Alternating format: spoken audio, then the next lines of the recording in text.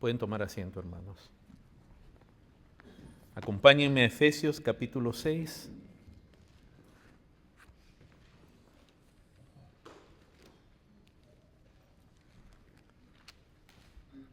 Y hoy día vamos a partir de solo un versículo.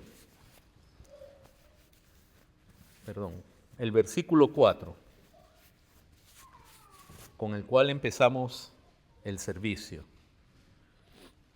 donde dice la palabra del Señor: y vosotros, padres, no provoquéis a ira a vuestros hijos, sino criarlos en disciplina y amonestación del Señor. Obviamente aquí hay un mandato apostólico, en muy pocas palabras, para los padres con respecto a sus hijos. Y como dijimos también al comienzo de la reunión, obviamente Pablo había pasado mucho tiempo con ellos, con los creyentes en esta región de Éfeso, y les había hablado del Evangelio, les había hablado todo el consejo de Dios, se dice en Hechos capítulo 20, les había hablado de tantos temas referente a Dios, a Cristo, su reino, su voluntad. Así que con este solo versículo, con esta oración, está haciendo como una mención para que ellos recuerden quizás algo importante de todo lo que les enseñó como padres. Ahora, hermanos, desde el capítulo 5 del verso 21, el tema en el cual está girando todo es el sometimiento, donde dice que se sometan unos a otros en el temor de Dios. Y el sometimiento es en la relación que nos corresponde. O sea, muchas veces dice someteos unos a otros y entonces dice, todos tenemos que someternos a todos por igual. No, acá se define el sometimiento dependiendo de la relación en que estamos. Todos nosotros estamos bajo autoridad, todos nosotros. La autoridad de Dios, obviamente la autoridad de Cristo, la autoridad civil, todos estamos bajo la autoridad civil. Bajo la autoridad espiritual, al ser parte de la iglesia, Dios establece ancianos, diáconos, y todos estamos sometidos unos a otros. En la familia también hay un nivel de autoridad y por lo tanto también de sometimiento de los hijos a los padres, donde los padres tienen autoridad sobre los hijos, ¿no? Entonces, ¿qué es autoridad, hermanos? Eso es importante, porque el sometimiento habla de una autoridad. Acá, la autoridad que los padres deben ejercer, toda autoridad parte de Dios. Dios es el autor y la autoridad suprema. Dios tiene autoridad plena y absoluta sobre toda su creación y sobre todas sus criaturas. Ahora, Él delega su autoridad. Él no renuncia a la autoridad, pero Él delega, es decir, hace partícipes en distintos grados de autoridad a los hombres. Los gobernantes, por ejemplo, reciben de Dios la autoridad sobre los gobernados. Es una autoridad civil, es una autoridad de gobierno, no tiene que ver con la familia. Y a los padres Dios les da autoridad sobre los hijos. Es una autoridad en la familia. Y los pastores ejercen autoridad en las iglesias, pero todos tienen que estar bajo la autoridad de Dios. Cuando alguien se sale de esa autoridad, entonces la autoridad se convierte en autoritarismo, se convierte en un desastre, en un libertinaje o en un abuso. Entonces toda autoridad tiene que ser ejercida bajo la autoridad de Dios. ¿Y cómo Dios gobierna? Dios nos gobierna de manera objetiva a través de su palabra. En su palabra Dios dice cuál es el deber de cada uno. Pero los creyentes tienen el privilegio y la bendición de que a Dios haber cambiado el corazón nuestro, buscamos la voluntad de Dios.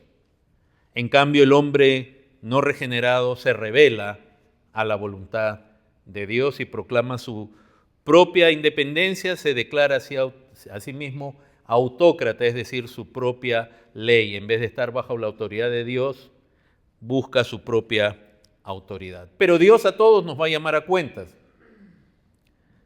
Entonces, autoridad es estar bajo la autoridad de Dios, primeramente.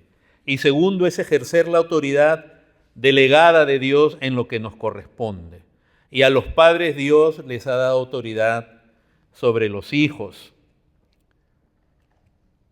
¿Cuál es entonces el propósito de la autoridad, particularmente de los padres? Primeramente es ejemplificar la voluntad de Dios, o sea, vivir lo que Dios manda al creyente, lo que Dios manda al hombre. El primer deber de los padres es ser ejemplo de los hijos. En Deuteronomio 6 no necesitamos ir, pero si ustedes lo revisan, donde Dios le habla a Israel, lo que se conoce como la Shema, Dios le dice a ellos, le está dando su palabra: oye Israel, Jehová vuestro Dios, uno es, amarás al Señor tu Dios con todo tu corazón, con toda tu alma, con toda tu fuerza, y estas palabras que te hablo hoy estarán, dice, sobre tu corazón, y después dice, y las enseñarás a tus hijos. Primero tiene que estar en el corazón de uno para poder enseñarlas a los hijos. Entonces ellos deben ejemplificar. Segundo, deben enseñar la voluntad de Dios. ¿Cuál es la voluntad de Dios para la vida de ellos? Tercero, el deber de los padres es entrenar a los hijos en la voluntad de Dios, enseñarles a congregarse, enseñarles lo que es la oración, enseñarles lo que es el servicio, lo que es la obediencia a Dios. Eso es un entrenamiento. El propósito de la autoridad paternal es también mantener la voluntad de Dios en el hogar, o sea, es ejemplificarla, enseñarla, entrenar y mantener. O sea, Dios tiene que ser la autoridad en esa casa. Y quinto y último es corregir conforme a la autoridad de Dios. Cuando algo se sale de camino, el deber de los padres es corregir. Ahora, sabemos nosotros, hermanos, que hay distintas edades. Una cosa es criar a un niño jovencito y otra cosa es tener a un adolescente, otra cosa es tener a un hijo adulto, pero esos son los deberes del padre. Y en distintas edades se puede hacer lo mismo con distinta aplicación, con distinta forma. Pero hay algo que es muy peculiar, hermanos, de la autoridad de los padres sobre los hijos, que no lo vemos en la autoridad civil necesariamente, y en la iglesia se ve, pero aún en la iglesia tiene cierto límite en cierto aspecto. Y es que en la autoridad paternal, Dios en los padres ha puesto un afecto por sus hijos que nadie más va a tenerlo. En cambio, un presidente no tiene que sentir afecto por sus gobernados. Claro, debe tener empatía, cariño, pero el amor por los hijos, que yo sé, a veces es excesivo, quizás porque provienen de nosotros, es algo que yo todavía no comprendo. Sigo excavando y todavía no llego al tesoro de por qué a veces amamos a nuestros hijos. ¿Será porque nos amamos a nosotros mismos y ya, como ellos han salido de nosotros? Porque a nuestros hijos también a veces amamos como a nadie más. Y eso no está mal en sí, está mal cuando hay un exceso y amamos a nuestros hijos más que a Dios. Ahí sí estamos en problemas. O cuando estamos dispuestos a enfrentarnos a Dios por nuestros hijos. Eso nunca lo hagas. Nunca hagas eso. Pero es una peculiaridad de la autoridad paternal, el afecto por sus hijos. Lo otro, la autoridad, la patria potestad, como se decía en Roma en esos tiempos, que es la autoridad que los padres tienen sobre sus hijos, que no lo tiene ni la iglesia, ni los pastores, ni el Estado. Y volviendo de nuevo, un comentario político, el marxismo, el socialismo odia al cristianismo porque ellos detestan que los padres tengan la patria potestad sobre los hijos. Ellos quieren que el Estado la tenga. ¿Y por qué? Porque ellos quieren entrenar a los hijos según las doctrinas que ellos tienen. Y en todos los países marxistas, socialistas, se acaba sacando la autoridad de los padres para que el gobierno enseñe sus ideologías. Pero tercero, también la autoridad paternal tiene una peculiaridad que es la responsabilidad, es decir, los padres van a responder a Dios por los hijos. Algo que yo como pastor, yo no voy a responder por los hijos de ustedes, yo voy a responder por ustedes como creyentes. junto con el pastor Escobar, cada vez que enseñamos y los pastores en cada iglesia, nosotros vamos a responder por ustedes como creyentes, pero no por sus hijos directamente, porque ese es deber de usted, y tampoco los pastores tienen ni la autoridad ni la capacidad de inmiscuirse en lo que no les corresponde. Entonces, segundo, ya viendo qué es la autoridad y cómo ejercer la autoridad paternal, en el verso 4 comienza diciendo así: y vosotros padres. O sea, se está dirigiendo Pablo a los padres. Pero Pablo usa aquí la palabra pater, del griego, que normalmente se usa para el papá, el varón, no para la mamá. Para la mamá es la palabra mater. Y entonces, muchos comentaristas ustedes van a leer aquí que van a decir, Pablo se refiere a los dos. Yo creo que se refiere a los dos no directamente, sino indirectamente, porque cuando es cierto que en español nosotros usamos la palabra padre, y ustedes padres, y se entiende que es el varón y la mujer. Pero en griego hay otra palabra que es goneios, que sí se refiere a los padres, a ambos. No es la palabra pater, o sea, no es el genérico como si es en el español. Si ustedes ven, por ejemplo, en Mateo 10, rápidamente,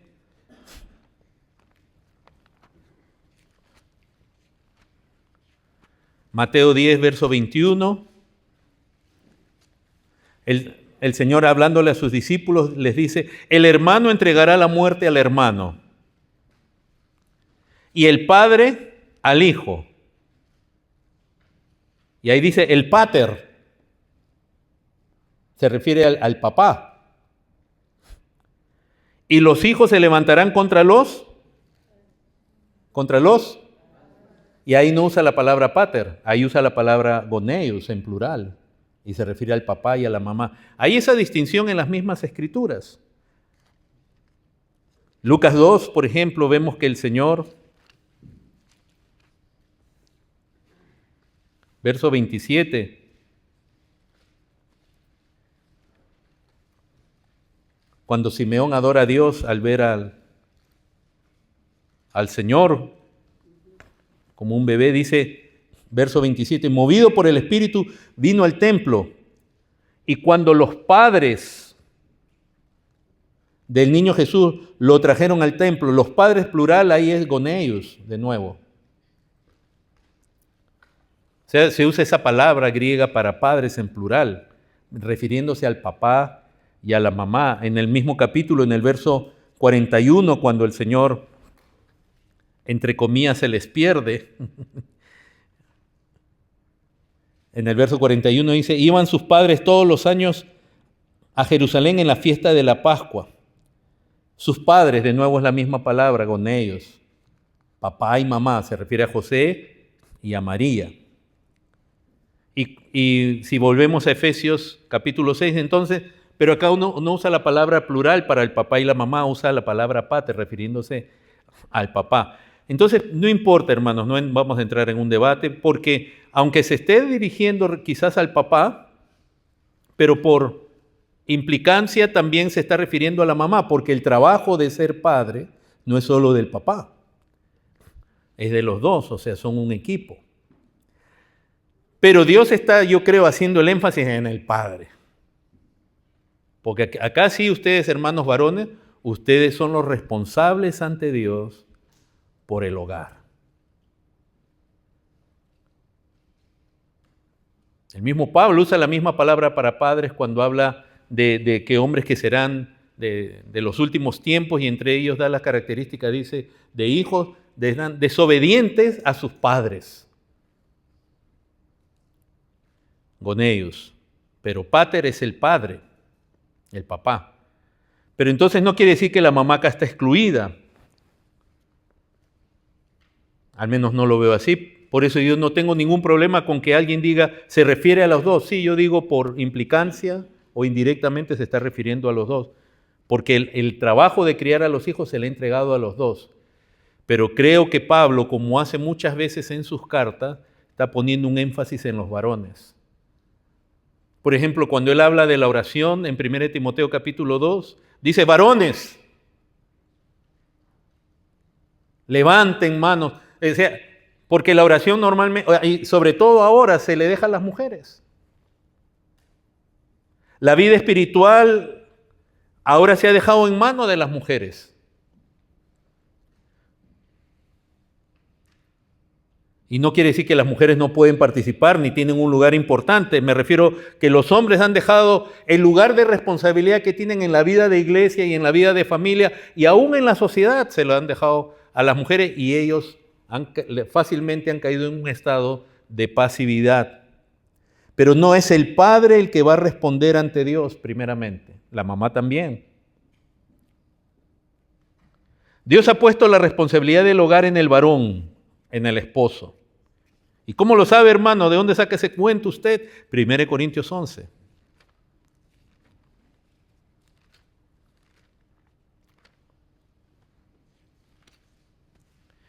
Verso 3. Primera carta a los Corintios, capítulo 11, verso 3. Pero quiero que sepáis que Cristo es la cabeza de todo varón.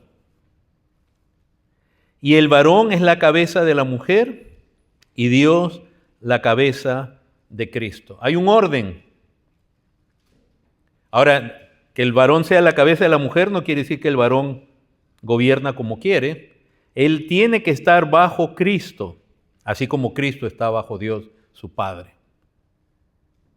Pero hay un orden. El varón es cabeza de la mujer. Y si siguen leyendo el resto del pasaje que va a hablar Pablo acerca del velo hasta el versículo 16, que si las mujeres debían usar velo en Corinto, ustedes van a ver que Pablo le dice a las mujeres que usen velo. Y les dice así a las mujeres que la mujer necesita una señal de sumisión y honra en su vestimenta. O sea, el velo para ellas era una señal de sumisión, de que eran mujeres sujetas. No es el deber del varón sujetar a la mujer.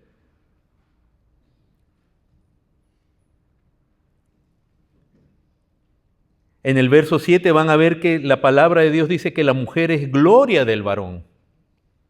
En el verso 8 van a ver que dice, da la razón, dice, porque el varón no procede de la mujer, sino la mujer del varón. Y en el verso 9 dice que el varón no fue creado por causa de la mujer, sino la mujer por causa del varón. Hay un orden, hermanos. Hay un orden en la creación y es un orden que se mantiene delante de Dios, que en la redención se espera que se restablezca hasta que seamos resucitados, donde ya no habrá más ese concepto de familia tal como lo conocemos ahorita. Pero la mujer fue creada por causa del varón, para ayudar al varón. Pero el varón tiene que estar bajo la autoridad de Cristo. Y en el verso 10 dice que la mujer por eso debe tener una señal de autoridad sobre su cabeza. Y dice por causa de los ángeles. Hermanas, y esto no es algo que debiera ser chocante para nadie. Yo sé que, y se los digo con mucho amor y respeto, ustedes como nosotros los varones, estamos inundados y contaminados de feminismo en esta cultura. Pero, por ejemplo, voy a usar un ejemplo de las Escrituras. Cuando el ángel Gabriel desciende a hablarle a María, ¿ok? ¿Qué piensan ustedes de Gabriel? Es un ángel del Señor, un mensajero, ¿verdad? Pero imagínense si una mujer moderna, le viene el ángel Gabriel, le diría, ¿y por qué no venía un querubín? O un serafín. Porque si hablamos en términos de angeliología, etc., y nos ponemos a pensar en las categorías, de pronto alguien puede llegar a una conclusión errada de que hoy me mandaron a Gabriel y me debieron mandar un querubín. O sea, no tiene sentido.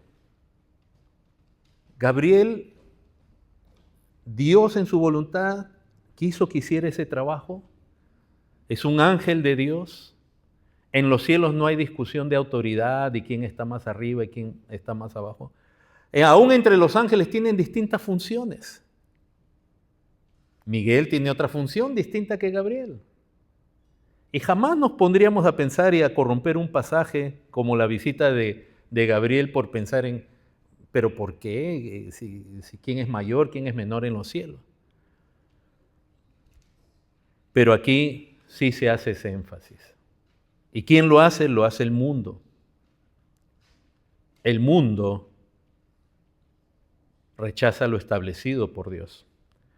Ahora, más adelante, para que los hombres tampoco se les suba a la cabeza, el mismo Pablo dice, bueno, pero el varón no es sin la mujer, ni la mujer sin el varón, porque un varón nace de una mujer, o sea, como diciendo, tranquilo. Y todos, los varones también todos hemos estado bajo la autoridad de una mujer a la cual llamábamos mamá, ¿verdad? Y esa mamá, las mamás de antes por lo menos sí imponían su respeto, ¿verdad? Con sus palabras y con algunas ayudas, algunas herramientas que algunos recordamos que usaban muy bien las mamás. Podían ser artículos de cocina u otros, que no estamos haciendo promoción de eso ni diciendo que está bien.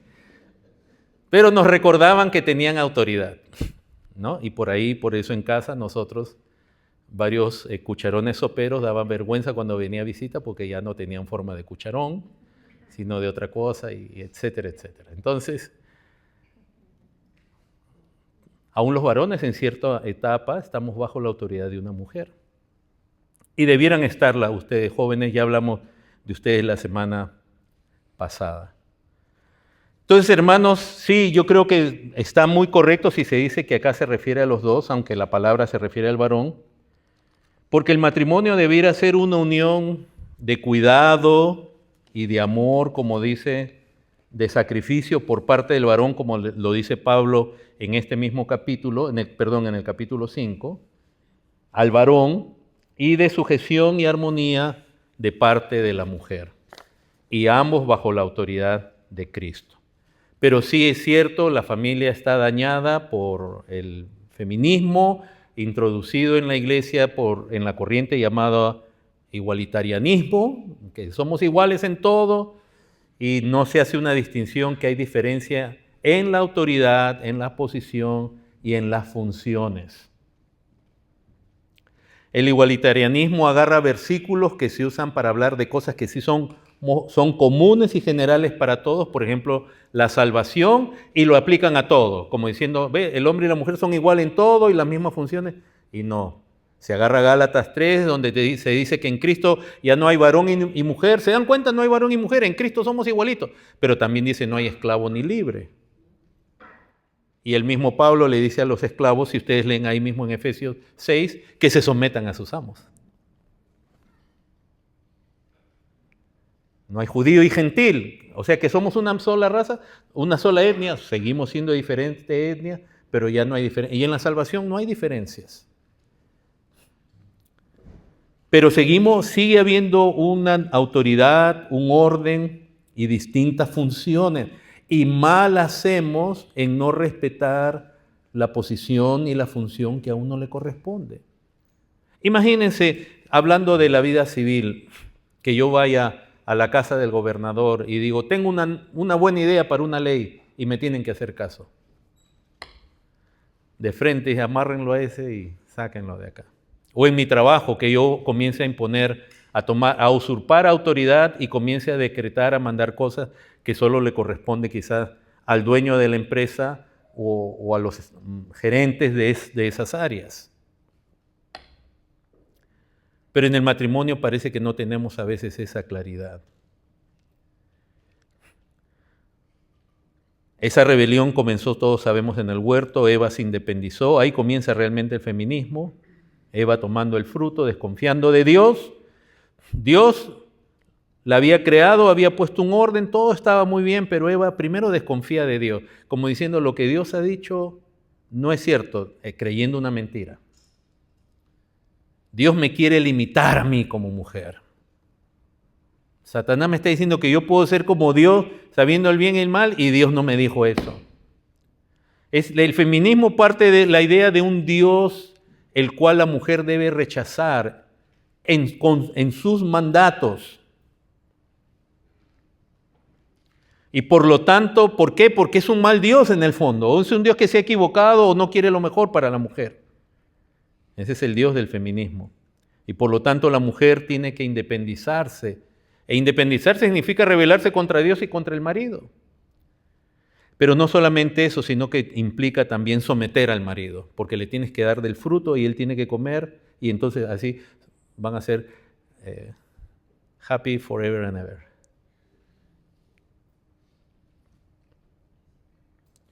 El igualitarianismo es el opuesto al complementarianismo, que habla de que los dos no somos iguales, somos iguales en valor ante Dios, somos iguales en la comunión, en la salvación, pero no somos iguales en la posición, en la función. Pero el igualitarianismo va en contra de lo que es ser una ayuda idónea. En contra de la sujeción voluntaria. Hermano, y la iglesia está, pero ya inundada, o sea, más bien son islas en este mar del feminismo, son islas las iglesias donde todavía se mantiene la distinción bíblica. Ya no son continentes, ya inundaron las playas y solo han dejado islas. ¿Cuántas veces yo he estado en iglesias, en conferencias, en cursos? ¿Cuántas veces no he visto en iglesias grandes, pequeñas, donde no hay esa distinción?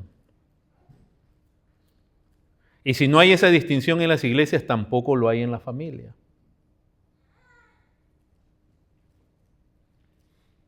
Donde se entrena a los hombres a someterse a la mujer, en lugar de entrenar a los hombres a someterse a Cristo y ser responsables ante Cristo. Donde se le dice a los hombres que eso es señal de amor, si tú te sometes. Pero el deber del varón es someterse a Cristo, como el deber de las damas también, manteniendo el orden en la familia. El igualitarianismo destroza el rol de la mujer, porque la mujer ya no quiere ser más mujer, conforme a lo que Dios manda en su palabra. Quiere ser igual que el hombre, quiere ser empresaria, quiere ser beber, tener aventuras, vivir sola. Destroza la honra y el respeto en el matrimonio. Pero sobre todo, ¿saben qué más destroza el feminismo metido en el igualitarianismo? Es el concepto que Dios nos da tan precioso de lo que es la mujer virtuosa. Lo destroza, de Proverbios 31. No hablamos de la mujer perfecta, porque eso está en Proverbios 32, pero como no existe Proverbios 32, no existe. La mujer virtuosa, que enseña a sus hijas a ser virtuosas también. Una mujer de virtud, conforme a la palabra de Dios. Que de nuevo, no es una mujer perfecta, tampoco hay varones perfectos, no.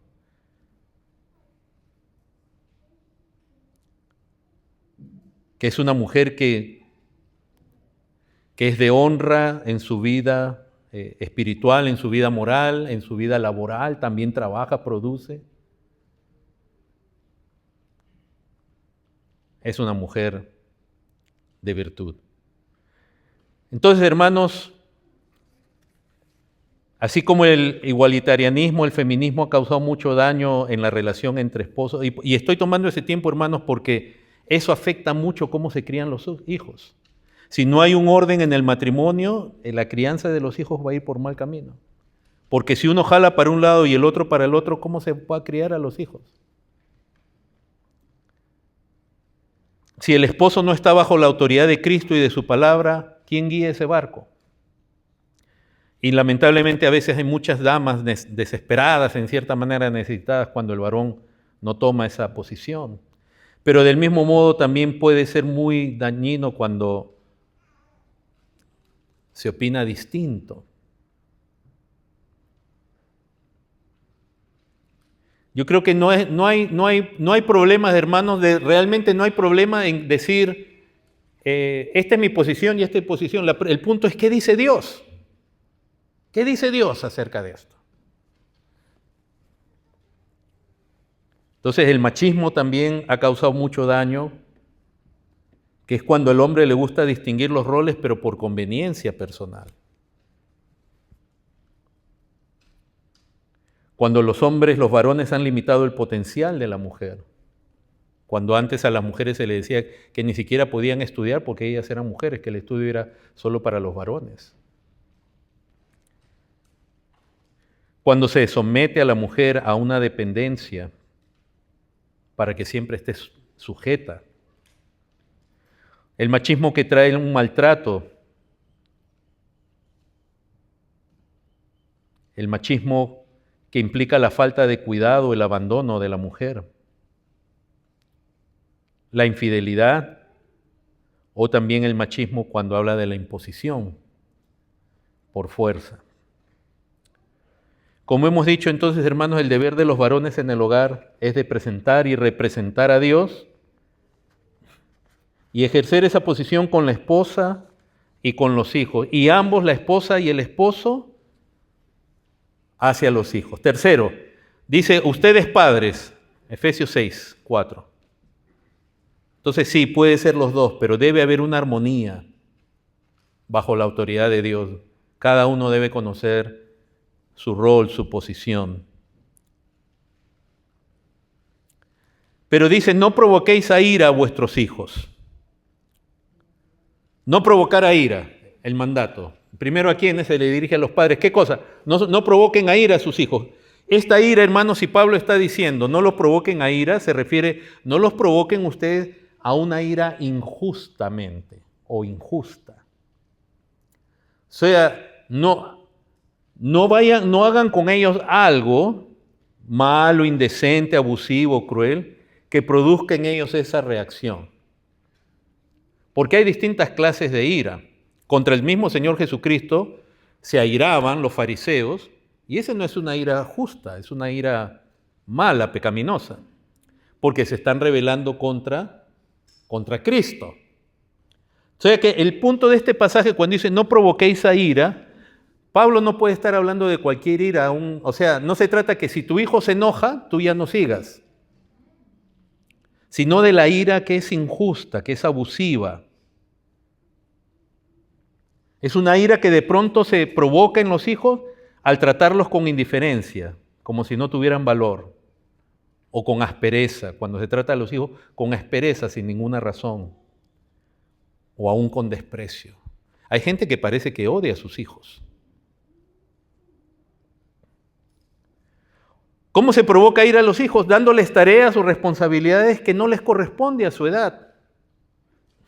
Cuando tú quieres que un niño de 5 años, quiere que tú te vas a salir, la mamá y el papá van a salir por distintas razones y quieren que el niño haga la comida y tenga la casa limpia. O sea, estoy exagerando, pero estoy tratando de decir, cuando se demanda de ellos algo que todavía no está en su deber, en su capacidad, tú lo que vas a producir es resentimiento en ellos.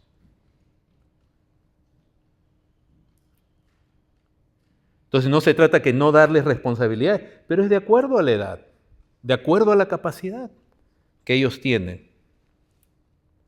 Se les provoca ira cuando se les manda a ellos a portarse de una manera que uno no lo hace. Es una de las cosas que más reacción causa cuando los padres le dicen a sus hijos, haz esto, lee la Biblia, y él no lo hace.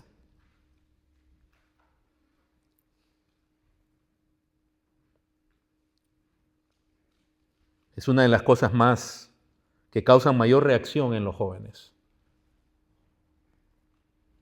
Es más, en cierta manera, ese fue el caldo de cultivo donde nace todo el movimiento hippie de los 60 del siglo pasado.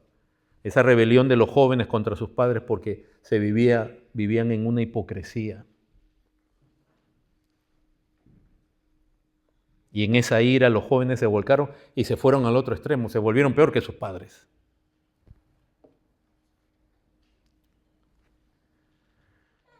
¿Cómo provocas a ira a tu hijo cuando los comparas con otros? Tú les puedes mostrar un buen ejemplo, pero hay personas que continuamente están comparando a sus hijos con otros y de nuevo no es siempre justo porque no hay las mismas condiciones, ni todos tenemos los mismos talentos. Y lo peor es cuando tienen preferencia dentro de los mismos hijos. Cuando en la casa hay un hijo predilecto o una hija predilecta y a los demás se le exige cosas que a ese hijo o esa hija no se le exige. Es un problema muy común. A todos hay que tratar por igual. En las demandas, en todo, a todos se le debe poner las mismas responsabilidades. No puede ser tú que al hijo porque es varón tú le permites esto y a la hija porque es mujer no le permites esto. Cuando son castigados injustamente, cuando ellos no han hecho algo y alguien los castiga injustamente.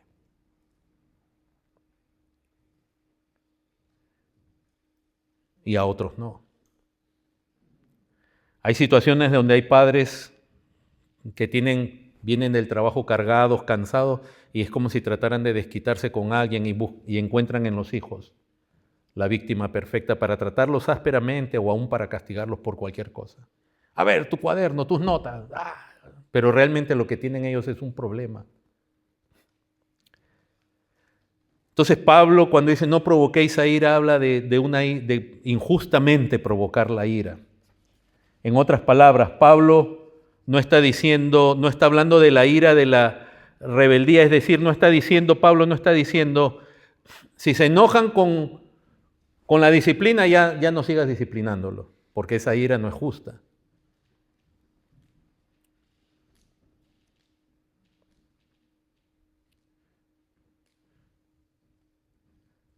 En Colosenses 3:21 la palabra dice, Padre, no exasperéis o no irrites a tus hijos.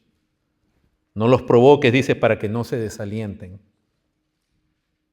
No produzcas celos en ellos. No produzcas amargura. El problema, hermanos, que cuando en el cristianismo leemos, Padre, no provoquéis a ira a nuestros hijos, se interpreta como una forma de tenerle miedo a los hijos. O sea, si mi hijo se enoja,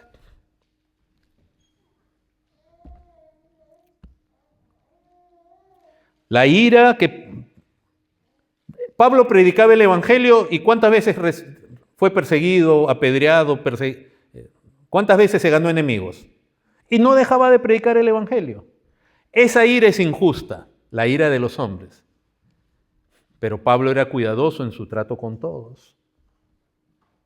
Entonces no debemos provocar una ira injusta, pero si hacemos lo correcto y hay una ira, tenemos que trabajar con esa ira. Pero el problema que pasa hoy día es que los padres le tienen miedo a sus hijos. Le tienen miedo a la ira de los hijos. Y los hijos saben que los tienen dominados emocionalmente. Y es más, hasta tenemos miedo de que a veces nuestros hijos es como si nos dijeran, se enoja y se va a ir de la casa. ¿Por qué le tenemos que tener miedo? No somos bravucones tampoco, pero ¿por qué la relación familiar se tiene que basar en el miedo? Y por último, si un hijo reacciona mal o una hija por causa de la disciplina, de la amonestación en el Señor, el problema no ha sido la disciplina, el problema es el corazón de uno como hijo. El problema, el hijo pródigo que se fue, el problema no fue el papá. El papá era un buen hombre. El problema fue sus deseos, fue su corazón, fue su rebeldía. Que en ese pasaje es interesante porque a él no le interesó su padre, lo único que le interesó son los bienes de su padre. Increíble. Y se fue. Gracias a Dios pudo reconocer más adelante. Y volvió.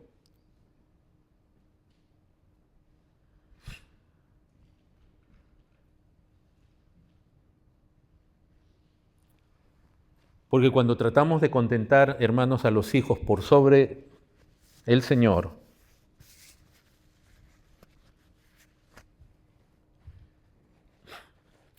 al contrario, uno está abriendo más la puerta. Porque es como decirle, sí, sí puedes. Sí puedes hacer esto. Habíamos mencionado la semana pasada el caso de Elí y sus hijos.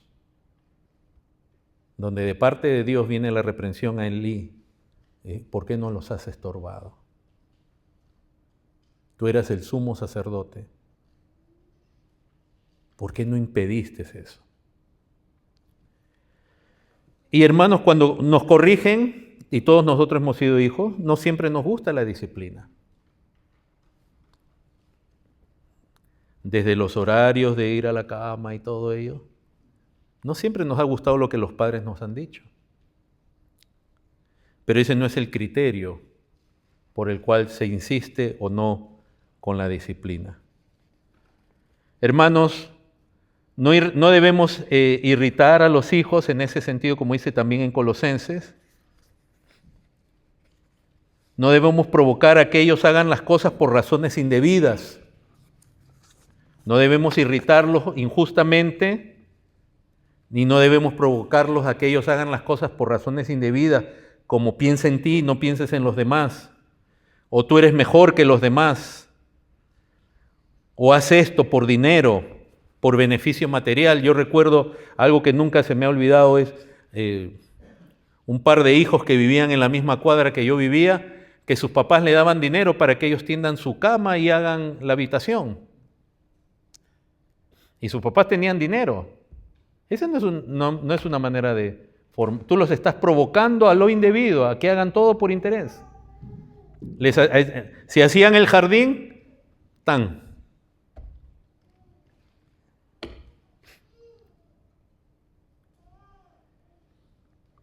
O por un temor infundado, cuando los padres le dicen a los hijos, si no haces esto, y siembran un temor que no es real.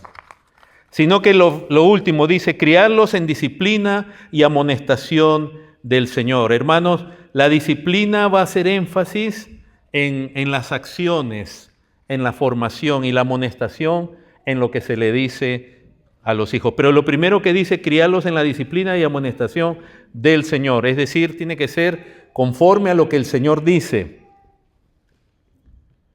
conforme a lo que Dios muestra en su palabra. No de la manera que a uno le parece. Si tú estás criando a tus hijos, si yo te hago la pregunta o tú me haces la pregunta, ¿cómo estás criando a tus hijos? ¿Qué principios de Dios estás usando en la crianza de tus hijos? ¿Cuántos me puedes mencionar o cuántos te puedo mencionar yo a ti? Si son pocos los que yo te puedo mencionar o tú a mí, quiere decir que tú lo estás criando a la manera que tú piensas. Y Pedro aclara, dice que en su primera carta dice que fuimos criados según a lo que nuestros padres les parecía. Pero no, es criarlos conforme en la disciplina y amonestación del Señor. No de a lo que a nosotros nos parece, ni tampoco tenemos que tener cuidado con la cultura en la que vivimos y la educación de las escuelas.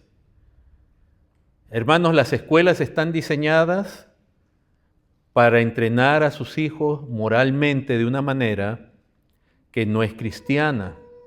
El sistema escolar en este país no es cristiano, es ateo, es inmoral, es idolátrico.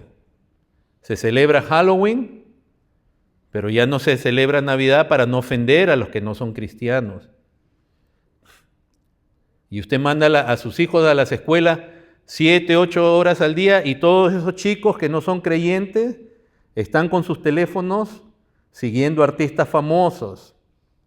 Que si la cantante tal ya se comprometió en matrimonio con el jugador tal, qué tontería más grande. Y los chismes, y esto, y lo otro. O le dirá, pastor, ¿cómo sabe usted eso? Porque no, imposible abrir las noticias sin que... Y eso de titular, ¿cómo va a ser posible? Tan bajo hemos caído. ¿Qué me interesa qué comió el príncipe tal o la princesa tal? Yo no sé. Pero la cultura, la televisión, los programas de televisión, los juegos electrónicos, ¿para qué están diseñados los juegos electrónicos? No lo digo yo, lo dicen neurólogos, lo dicen profesionales. ¿Para qué están diseñados? Para producir un estímulo rápido en el cerebro de los hijos y hacerlos adictos a la dopamina y que no se puedan concentrar. Que si hacen alguna labor inmediatamente están tratando de terminar para volver a eso. Y los juegos electrónicos no son nuevos, hermanos. Yo cuando era joven, creerán, un día fui joven, ya habían juegos electrónicos, solo que no los teníamos en la casa. Había que ir a un lugar y meter monedas. Yo tenía amigos que se pasaban todo el día. Y yo no me pasaba todo el día porque no tenía todas las monedas. Desde las bolitas que uno metía con ese aparatito que es tan adictivo estar ahí tratando de alcanzar un puntaje con una bolita de acero, los juegos de aviones, todo eso ya había en mi tiempo. Los programas de televisión presentan hogares donde no hay padres, o los padres son unos tontos, o son unos inmorales, donde los hijos deciden su propia vida. Esa es la cultura, Ustedes ven todas las películas. ¿Qué película ven ustedes con una familia normal? No perfecta, normal. Los superhéroes, que tanta fama ahora, la gente corre a ver las películas de superhéroes, hay algunas que uno puede ver y son entretenidas, pero tú ves pura gente sin familia, o una mala relación con sus padres, con sus hijos.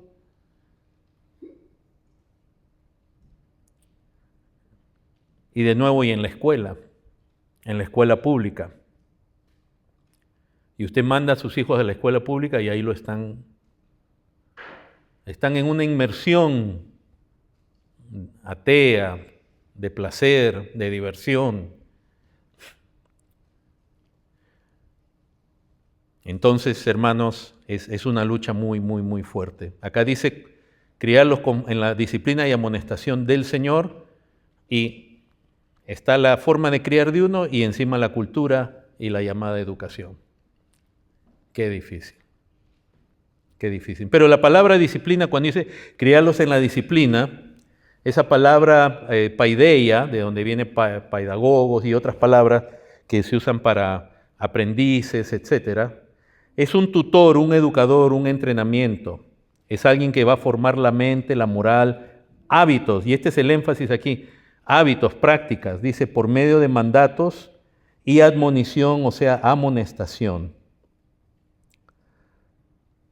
Reprobando y castigando, incluyendo el entrenamiento y cuidado del cuerpo. O sea, la palabra habla del entrenamiento, de hacerlo con ellos. Por eso qué bonito los padres, las mamás cuando dedican tiempo, si el padre todavía está en el trabajo, con los hijos de pronto orar, si el papá todavía no ha llegado, enseñarles a orar en los alimentos, a tener un tiempo de lectura de la Biblia. Es la práctica, ayudar en la casa y todas esas cosas.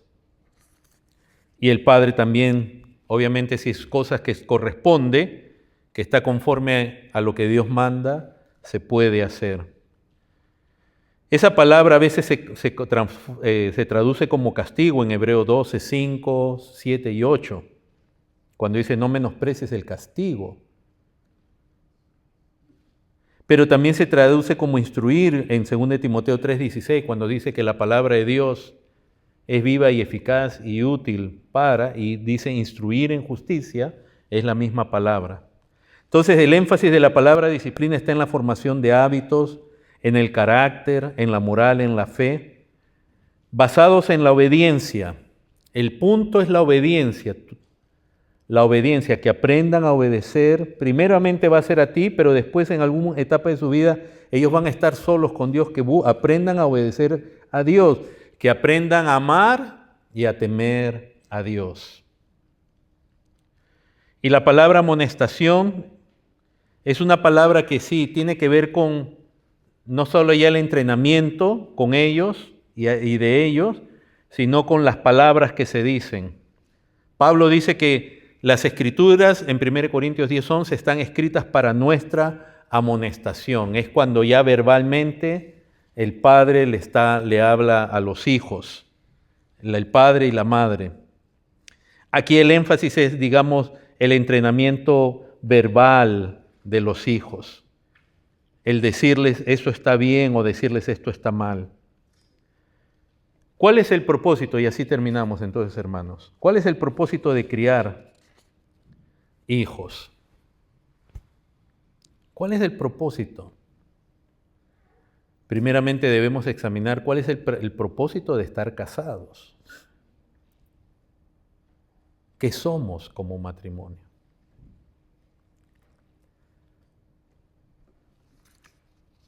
Si el propósito es el romance y disfrutarnos solamente a uno, y no que eso no tenga parte en el matrimonio, pero si el propósito es el romance y disfrutarnos el uno del otro,